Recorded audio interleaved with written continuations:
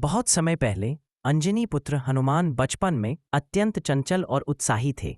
एक दिन उन्होंने सूरज को लाल फल समझ लिया और आकाश में उड़कर उसे खाने चले गए।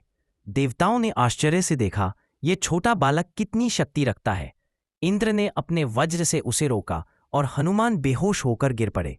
तब वायुदेव क्रोधित हुए और सारी सृष्टि की वायु रोक दी। देवताओं ने हनुमान को वरदान दिए, तुम अमर होगे, अतुल बलशाली और बुद्धिमान भी, लेकिन साथ ही एक शाप भी मिला, जब तक कोई तुम्हें याद नहीं दिलाएगा तुम अपनी शक्ति भूल जाओगे। यहीं से शुरू हुई हनुमान की असली यात्रा, अपने भीतर के देवत्व को पहचानने की। वर्षों बाद जब रावण ने सीता माता का हरण किया, हनुमान सुग्रीव के दूत थे। एक दिन उन्होंने वन में दो तेजस्वी पुरुषों को देखा, श्री राम और लक्ष्मण। हनुमान ने ब्राह्मण के रूप में जाकर विनम्रता से पूछा, आप कौन हैं जो इस वन में विचर रहे हैं? राम मुस्कुराए और बोले, हम अयोध्या से आए हैं, मेरी पत्नी सीता का अपहरण हुआ है। हनुमान के भीतर कुछ जागा, जैसे कोई भूला हुआ नाम याद आ गया हो। राम ने कहा, हनुमान, तुम्हारे स्वर, तुम्हारा विनय, तुम्हारी बुद्धि, ये सब तुम्हारे महान हृदय का प्रमाण है।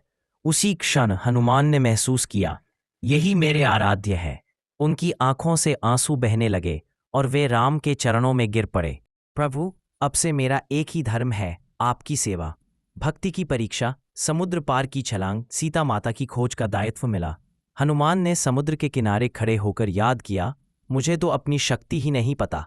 जामवंत ने कहा, हे हनुमान, तुम में वह शक्ति है जो ब्रह्मांड को हिला सकती है। और तभी उन्हें अपने वरदान याद आए। वे गरज उठे, श्री राम। राम का नाम जपते ही उन्होंने समुद्र पार किया, लंका पहुंचे, सीता माता को खोज निकाला और रावण की लंका में आग लगा दी। पर लौटते समय उन्होंने कहा, यह सब मैंने नहीं किया, राम नाम की शक्ति ने किया।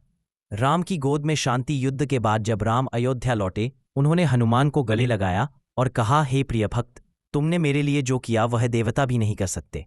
हनुमान ने विनम्रता से कहा, प्रभु, जहां मैं है वहां आप नहीं, जहां आप है वहां मैं नहीं। मेरा अस्तित्व तभी है जब मैं आपका सेवक हूं।